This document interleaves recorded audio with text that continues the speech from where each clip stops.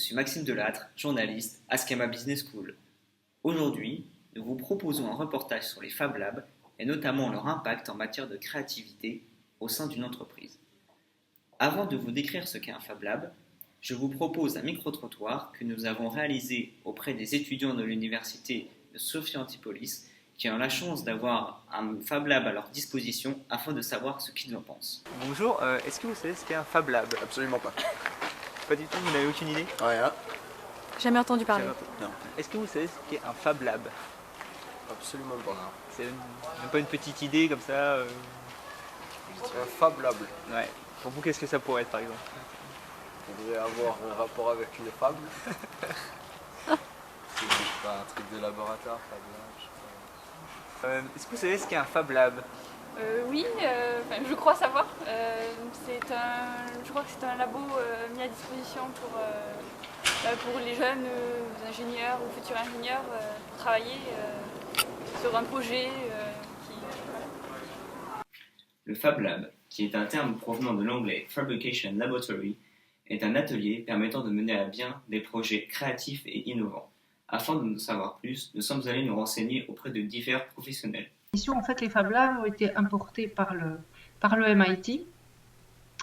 L'histoire raconte que c'est un professeur qui a proposé des ateliers de fabrication numérique à ses élèves. Dans l'idée, c'est d'avoir en fait un ensemble d'indépendants capables de fournir des services ici, que ça soit donc, peut être la modélisation, de la programmation, de la réparation, de l'électronique, ce genre de choses, et que ces gens-là puissent se faire de la clientèle, lancer leurs activités, et en plus de ça, que les gens, les visiteurs qui viennent au NavLab puissent trouver un panel de compétences en fait à disposition. C'est gros, le Fab Lab, ça a été formalisé par le MIT à la fin des années 90, faisant suite au constat que le digital démocratisait énormément de moyens de prototypage. Il y a bien évidemment les imprimantes 3D qui ont accéléré le phénomène, mais évidemment le fait de partager du code sur le web fait aussi partie de cette démarche-là.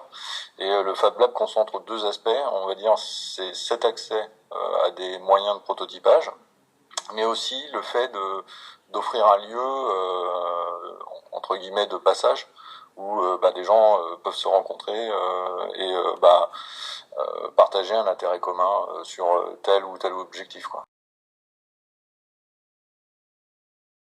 Nous nous sommes donc rendus au Fab Lab SoFab, situé dans l'université de Sophia Antipolis, où son Fab Manager, Marc Forner, nous a fait une démonstration du fonctionnement d'une découpeuse laser. C'est en programmant sur son ordinateur que la découpeuse laser va commencer à découper la plaque en verre, pour au final créer une carte de présentation pour la ville d'Antibes. Nous en savons plus sur ce qu'est un Fab Lab, mais en quoi un Fab Lab stimule-t-il la créativité des salariés?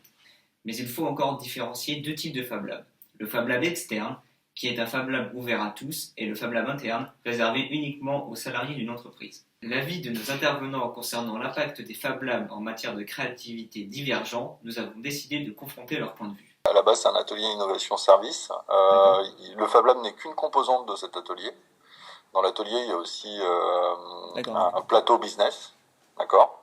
On se permet aussi de faire de la recherche. On est aussi en train de modéliser l'écosystème ambiant, c'est-à-dire que on a besoin de connaître beaucoup de gens chez Snecma, chez Safran. Il faut voir que le groupe est de grande taille, Oui. avec beaucoup plus de filiales que...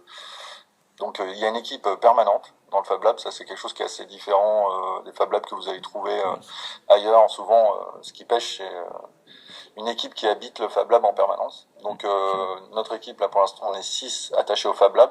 Dans l'atelier Innovation Service, on est beaucoup plus nombreux. Il y a des business développeurs, des spécialistes achats pour l'agilité, etc.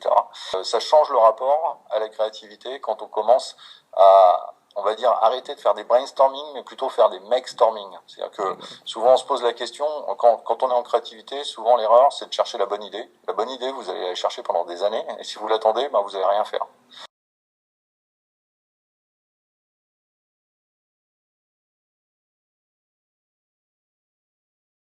Si c'est à l'intérieur d'une entreprise et que c'est fermé à l'extérieur, c'est déjà, on peut dire que c'est un atelier de fabrication numérique, mais ça n'est pas un Fab Lab à proprement parler.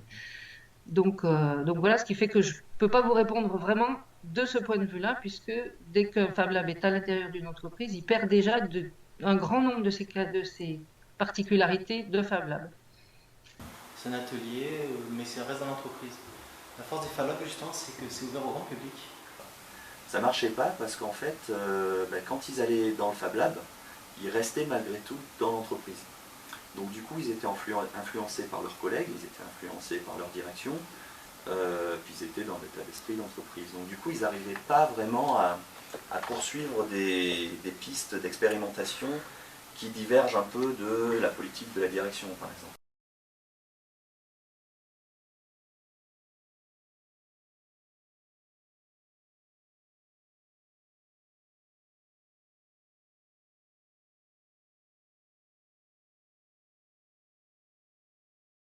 Le concept de Fab Lab est donc récent et reste encore mal défini. Néanmoins, il stimule effectivement la créativité au sein des équipes, mais n'est pas encore bien intégré en France comparé aux États-Unis. Cependant, le récent projet du gouvernement visant à financer les Fab Labs nous laisse espérer une démultiplication de ces ateliers numériques dans les années à venir.